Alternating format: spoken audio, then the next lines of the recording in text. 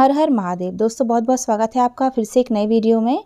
इस वीडियो में हम जानेंगे मौनी अमावस्या का महात्म और महत्व, इस व्रत को करने की विधि और इस व्रत को करने के लाभ। दोस्तों मौनी अमावस्या की सबसे बड़ी बात यह है कि यह व्रत माघ कृष्ण चतुर्दशी के अगले दिन आता है।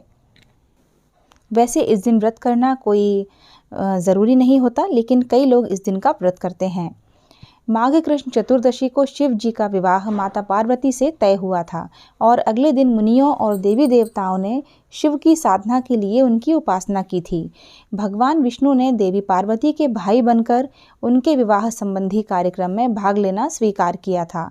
और इन सबसे अलग मौनी अमावस्या की कथा यह भी है कि सागर मंथन के समय जब असुर अमृत कलश लेकर भाग रहे थे, तब इसी दिन अमृत की बूंदें छलक कर प्रयाग सहित कई स्थानों पर गिरी थीं। इसलिए मौनी अमावस्या पर प्रयाग सहित अन्य तीर्थों में स्नान करके दान पुण्य करने से कई गुना लाभ मिलता है। अब जान लेते हैं कि इस व्रत की विधि क्या होती है। मौनी अमावस्या अपने नाम के अनुसार मौन और साधना का व्रत है। हम हर दिन जाने अनजाने कितनी ही बात बोल जाते हैं जिससे लोगों का मन आहत होता है और अपनी कही बातों को लेकर हम बाद में अफसोस भी करते हैं। इसलिए साधना के लिए मौन परम आवश्यक माना गया है। गृहस्थ जन हमेशा मौन व्रत नहीं रख सकते हैं, इसलिए एक दिन निर्धारित किया गया है जिसमें गृहस्थों को आत्मशुद्धि के लिए मौन व्रत का संकल्प लेना चाहिए। मौनी अमावस्या पर संभव हो तो पूरे दिन मौन धारण करें और मानसिक रूप से भगवान शिव और विष्णु का ध्यान करें, अथवा स्नान करने से पहले मौन धारण करें। स्नान के बाद ही कुछ भी बोलें और दिन भर कोई भी ऐसी बात ना कहें जिससे किसी का मन आहत हो। अब जान लेते हैं इस व्रत के लाभ। माघ मास में तिल, ऊनी वस्त्र और घी का दान बहुत ही पुण्यदायी होता है, इसलिए मौनी अमावस्या पर इन वस्तुओं का दान जरूर करना चाहिए। यह ज़रूरी नहीं कि आप बहुत दान करें, लेकिन अपनी श्रद्धा और क्षमता के अनुसार थोड़ा दान भी आप कर सकते हैं। इससे भगवान शिव की कृपा प्राप्त होती है और व्यक्ति मृत्यु के पश्चात उत्तम लोक में स्थान पाता है। व्यक्ति मुनि पद को प्राप्त करता है। एक मान्यता है कि मौनी अमावस्या के दिन मनुष्यों के धरती पर लाने वाले प्रथम मनुष्य मनु ऋषि का जन्म हुआ था। मनु ऋषि के नाम से भी इस व्रत का नाम मौनी अमावस्या कहा जाता है। आइए अब मौनी अमावस्या व्रत की कथा सुन लेते हैं। मौनी अमावस्या की कथा को लेकर जो प्रचलित कथा है उसके अनुसार प्राचीन काल में एक ब्राह्मण परिवार कांचीपुरी में रहता था। पति पत्नी दोनों ही धर्मात्मा थे और धर्मपूर्वक अपनी गृहस्थी चलाते थे।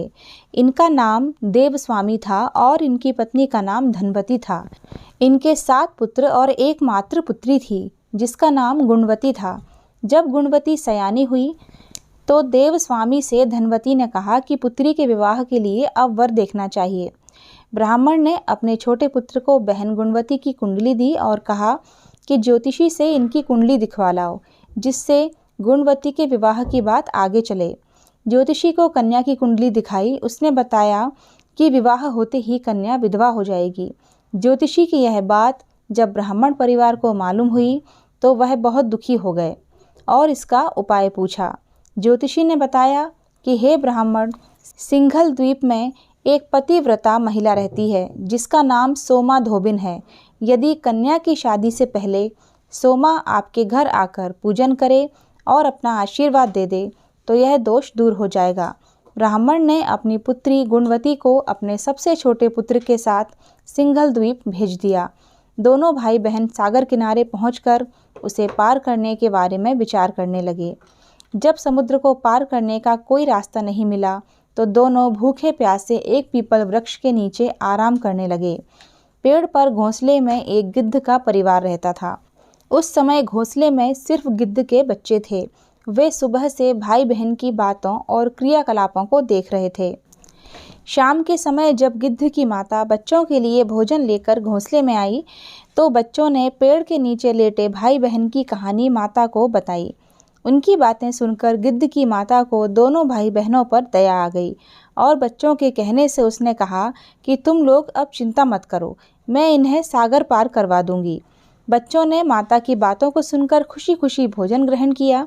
गिद्ध की माता बच्चों को भोजन करवाकर दोनों भाई बहनों के पास आई और बोली कि मैंने आपकी समस्याओं को जान लिया है, आप चिंता मत कीजिए, आपकी समस्या का निदान मैं कर दूंगी। आपको सोमाधोबिन के पास पहुंचा दूंगी।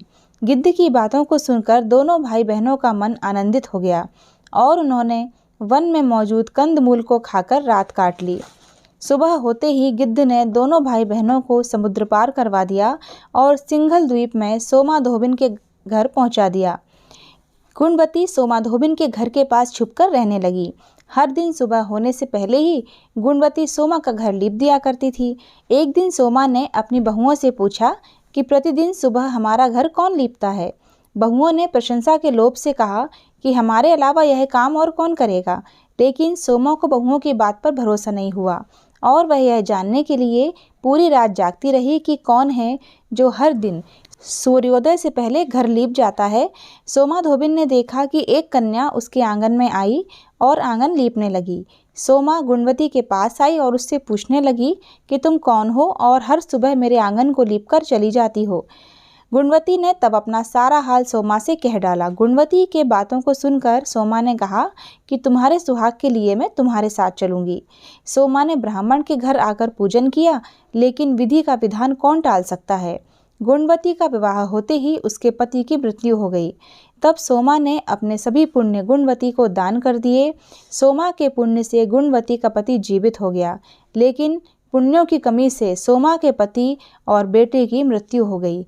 लेकिन सोमा ने अपना घर छोड़ने से पहले बहुओं से कह दिया था कि मेरे घर लौटने से पहले अगर मेरे पति और बेटों को कुछ होता है तो उनके शरीर को संभाल कर रखना।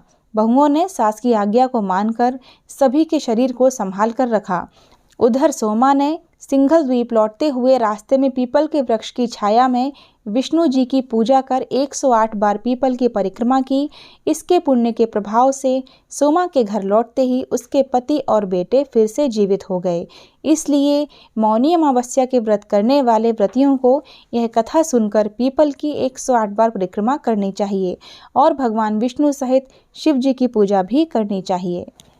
कथा समाप्त हुई दोस्तों। वीडियो अगर आपको पसंद आया है, यूज़फुल लगा है तो चैनल को सब्सक्राइब किए बिना बिल्कुल मत जाइएगा और वीडियो को लाइक करने के साथ साथ दूसरों के साथ शेयर ज़रूर कीजिएगा। कमेंट बॉक्स में हर हर महादेव ज़रूर लिखिएगा। फिर मिलते हैं नेक्स्ट वीडियो में। हर हर महादेव, जय माता दी।